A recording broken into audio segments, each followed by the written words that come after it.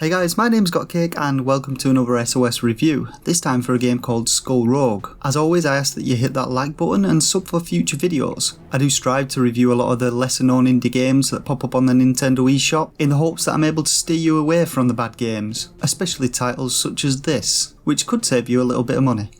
So, Skull Rogue is, as you would expect, a roguelike action RPG in the loosest term possible. It features 8-bit graphics, and I'll lay some of the foundations straight away for this game.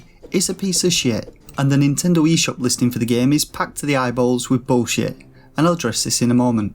The game revolves around you as our hero, who is basically a skeleton, fighting your way through a variety of rooms. In each room you'll face 4 waves of other skeletons. These spawn at random locations in the room identified by the red flashing circle, which gives you a brief moment to reposition yourself. The first wave starts at 2 enemies, and each wave increases the enemy count by 1, topping out at 5. And after completing all enemy waves, you get to move on to the next room and get to do it all over again. So if we take a look at the features the game has to offer listed on the eShop's page for the game, 2 of these being equip a wide variety of weapons and uniforms, and capture items directly from the hands of the enemy, basically imply the same thing, and I'm going to call bullshit on these straight away. After defeating an enemy, it drops its weapon and helmet on death and you get to loot these. Swords increase your attack damage and helmets increase your health pool. Now, swords and helmets are the only equipment types the game contains, and I wouldn't class wearing just a helmet as being a uniform. Imagine if you joined the military and when you were kitted out they just handed you a fucking helmet and said here's your uniform.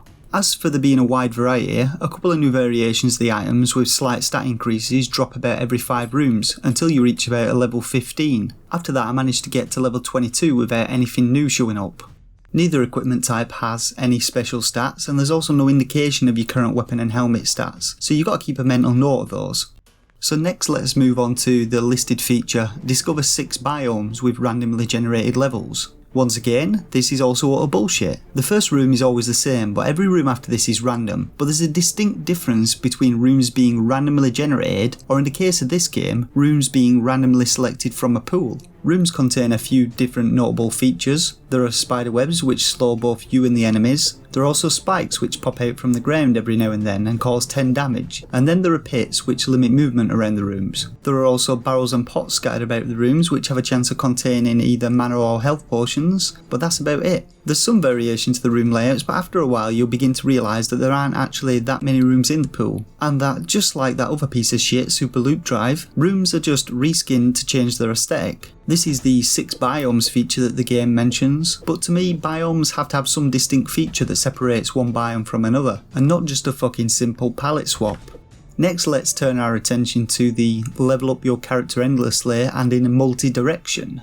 Well, when it comes to character progression there's practically none. There are no skills or abilities to unlock, and you have your basic attack and a magic bomb which destroys enemies close to it, and that's it. Each enemy you kill rewards you with a little bit of XP which fills up the yellow bar at the bottom of the screen, and when this is filled you'll gain a level which rewards a stat point. Once you die you return to the main menu where you can spend this stat point to increase one of your hero's attributes, all of which are pretty self-explanatory. But increasing your stats is pointless as they have little to no impact on the game's combat system. The primary reason for this is the absolute shit state that is the enemy AI. Basically, enemies are fucking dumb as shit. Enemy pathing is horrendous, and it's like the developers didn't even bother. They just wrote some code that says walk towards the player and totally neglected to add any sort of object avoidance or proper routing. You can literally be standing 2 feet away from an enemy, but if you're on the other side of a pit, they're fucked and will just let you smash them up. Keeping your distance is necessary as it's impossible to go toe to toe with more than one enemy. And even when fighting one on one, if the enemy gets the first hit, you're fucked. They hit so fast and their attacks interrupt your attacks, so you can't actually get a hit in.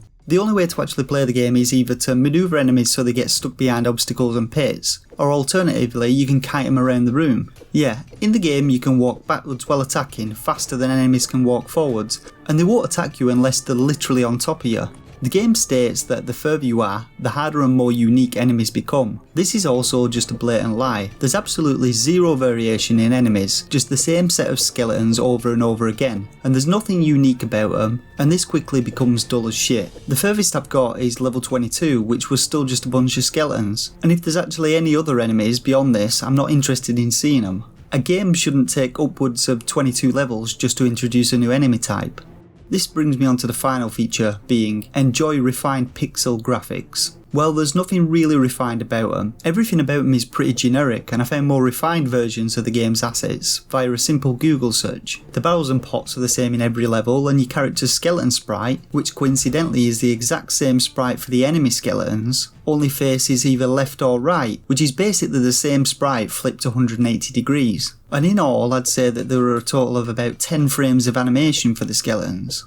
The most sprite variation can be found in the weapons and helmets, and in the dungeons tilesets, which the game refers to as Biomes, all of which are incredibly simple and are just something that could be knocked together in MS Paint in about 5 minutes.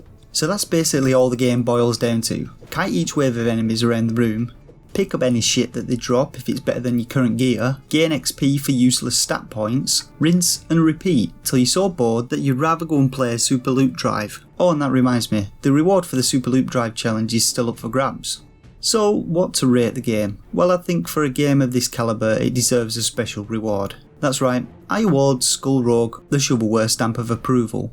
I urge you not to spend your hard-earned pocket money on this shit stain of a game, but if for some reason you still want to, you can pick it up on the Nintendo eShop now for the reduced price of £1.79. If you've already paid for the game and played it, please feel free to vent your anger and share your opinions on it in the comment section below. Now I'm off to go and purge my Switch, but if you've enjoyed the review, please give it a like and consider subscribing to the channel for future reviews and videos.